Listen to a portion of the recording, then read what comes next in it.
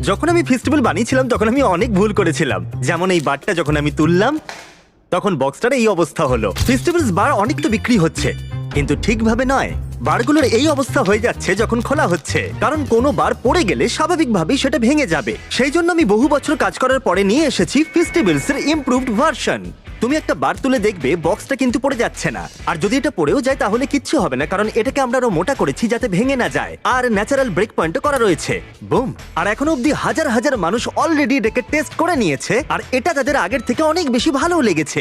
যদিও নতুন ফেস্টিভ্যালসে অনেক ইস্যু রয়েছে, যেমন তোমরা যদি এদিকটা দেখো, এই দুটো ফ্লেভারের মধ্যে পার্থক্য বলা খুবই কঠিন হবে। এমনকি দূর থেকে বলা তোমার পক্ষে আরো কঠিন হবে কোনটা মিল্ক চকলেট আর কোনটা আলমন্ড। এমনকি বহু মানুষ এই দুটোকে মিক্সও করে ফেলে। এর পাশাপাশি তোমরা প্রত্যেকেই জানো যে আমরা আমাদের কোকোয়া ফার্মারদের অনেকটাই বেশি পারিশ্রমিক দিয়ে থাকি। আমরা 100% fair trade certified beans use করি, আর আমরা শিশু শ্রম কমানোরও চেষ্টা করছি। তোমরা এই বক্সগুলোতে দেখলে কোনটা কি বুঝতেই পারবে না। আর